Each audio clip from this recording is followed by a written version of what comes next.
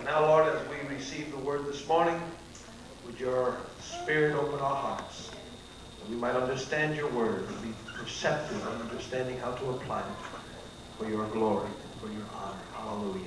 Hallelujah. Please remain standing as Bobby comes to open the scriptures to us this morning.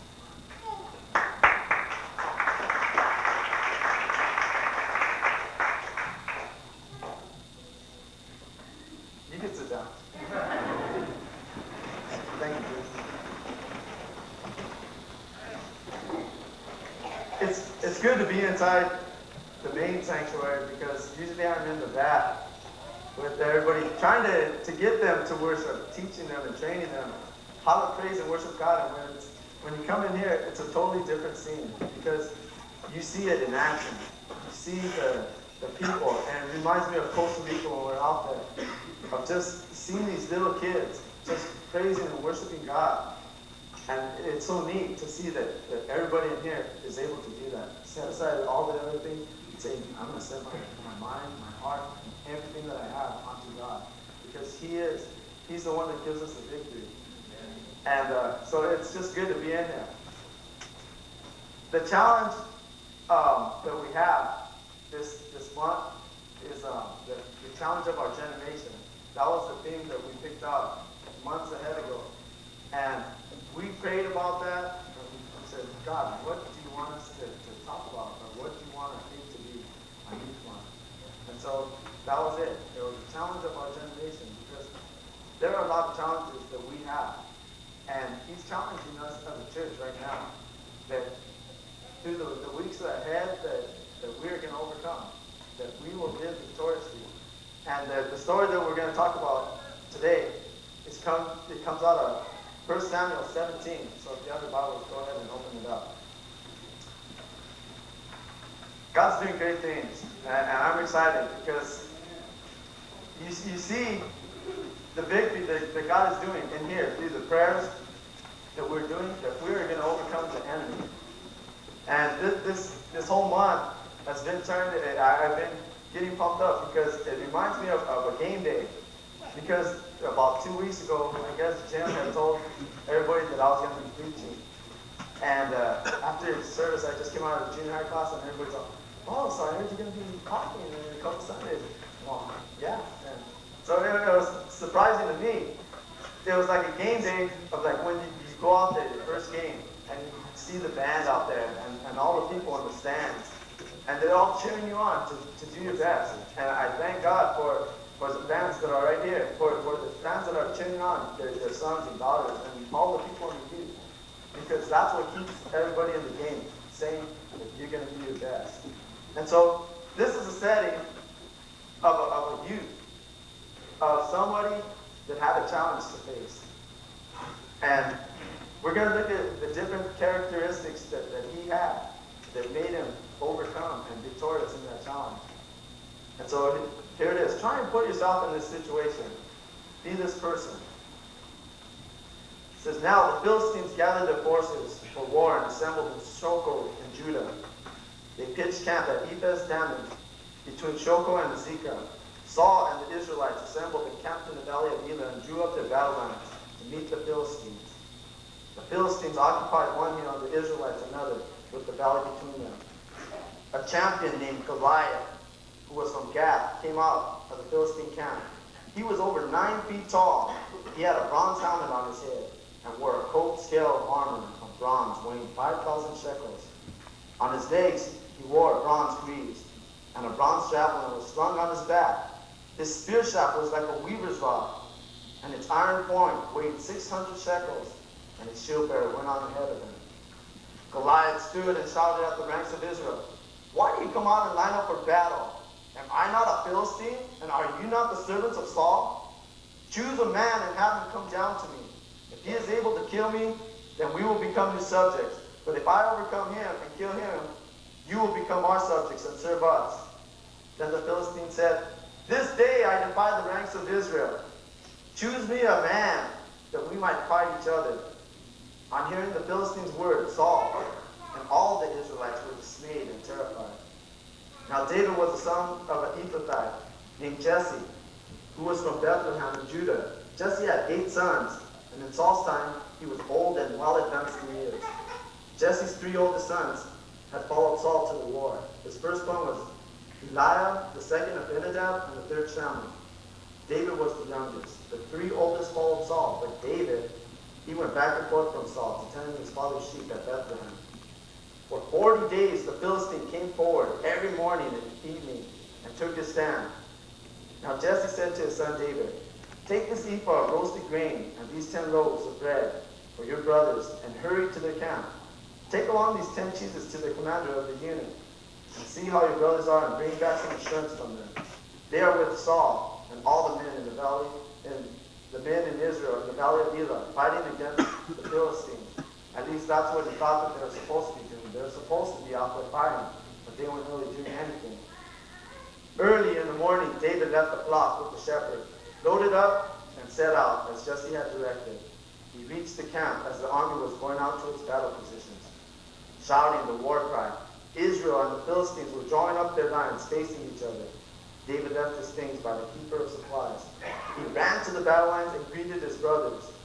As he was talking with them, Goliath, the Philistine champion of Gath, stepped out from his lines, and he shouted his usual defiance, and David heard it. When the Israelites saw the man, they all ran from him in great fear. Now the Israelites had been saying, "Do you see how this man keeps coming out? He comes out to defy Israel. The king will give great wealth to the man who kills him. He will also give him his daughter in marriage and will exempt his father's family from taxes in Israel." Maybe that's why they weren't doing anything, because nobody wanted a commitment or marry this girl. Maybe she wasn't taking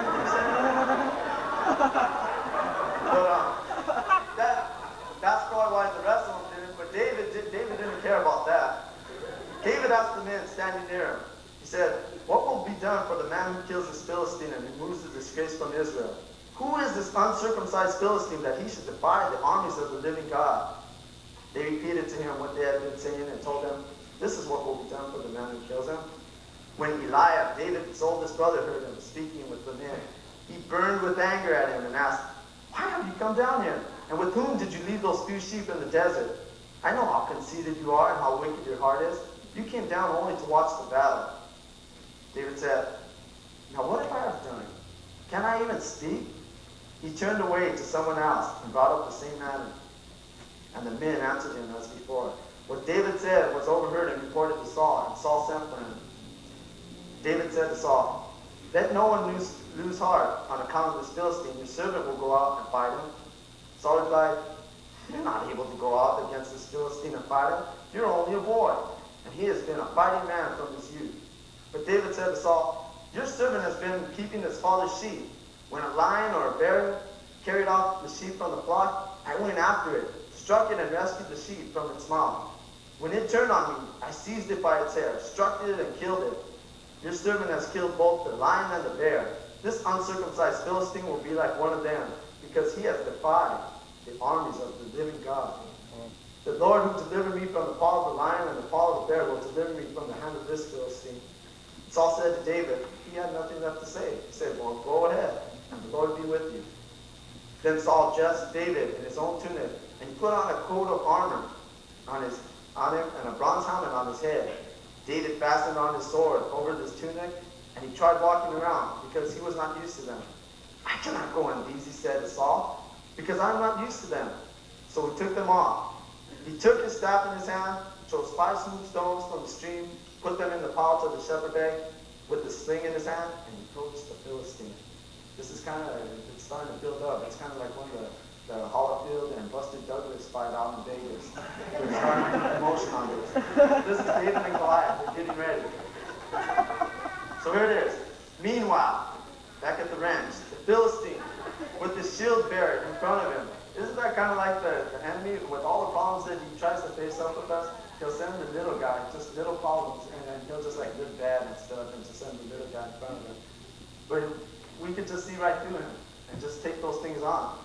And so he has the bearer in front of him, and he kept coming closer to David. So he looked David over and saw that he was only a boy, ruddy and handsome, and he despised him. He said to David, "Am I a dog that you come at me with sticks?" And this Philistine cursed David by his gods. "Come here," he said, "and I'll give your flesh to the birds of the air and the beasts of the field." David said to the Philistine, hey, you come against me with a sword and a spear and a javelin, but I come against you in the name of the Lord Almighty, the God of the armies of Israel, whom you have defied. This day the Lord will hand you over to me, and I'll strike you down and cut off your head. Today I will give the carcasses of the Philistine army to the birds of the air and the beasts of the earth, and the whole world will know that there is a God in Israel. All those gathered here will know that it is not by a sword or a spear that the Lord saves, for the battle is the Lord's, and he will give you into all our hands. As the Philistine moved closer to attack him, David ran quickly towards the battle line to meet him. Reaching into his bag and taking out a stone, he slung it and struck the Philistine on the forehead. The stone sank into his forehead and he fell face down on the ground. So David triumphed over the Philistine with a sling and a stone. Without a sword in his hand, he struck the Philistine and killed him. David ran again, and he stood over him. He took hold of the Philistine's sword and drew it from his scabbard. After he killed him, he cut off his head with the sword. When the Philistines saw that their hero was dead, they ran and they turned. Then the men of Israel and Judah surged forward with a shout and pursued the Philistines to the entrance of Gath and the gates of Ekron. Their dead were strewn along the Shearim road and Gath and Ekron. When the Israelites returned from chasing the Philistines, they plundered their camp. David took the Philistine's head and brought it to Jerusalem, and he put the Philistine's weapon in his own tent. Could you see David inside this? How we were giving out trophies a little while ago. Inside David's house, you see on one wall, this guy was a hunter. You see on one wall a head of a lion. You look on the other wall, he has a head of a bear. And right over his fireplace, he has a head of Goliath. Knowing that God has triumphed for him, all these things that come against him, he can look at those things and give praise to God because God was faithful to him every time. And so, as Saul watched David going out to meet the Philistine, he said to Abner, commander of the army, Abner, whose son is that young man? Abner replied, as surely as you live, O king, I don't know. The king said, find out whose son this young man is. As soon as David returned from killing the Philistine, Abner took him and brought him before Saul. And David, still holding the Philistine's head. Did you see? He's just coming before the king. He's still holding his head. I don't know, if that was me, I would be fired up and say, hey, this is like a rally talk, getting this Philistine's head and just whacking it around and saying, hey, look what God has done, man. And getting his church ready and to go into the battle. That's why the enemies flee. Because they knew that their champion, the thing that they put their trust and their hope in, had fallen to the ground and died. And so, they said, whose son are you, young man? Saul asked them. David said, I am the son of your servant Jesse of Bethlehem.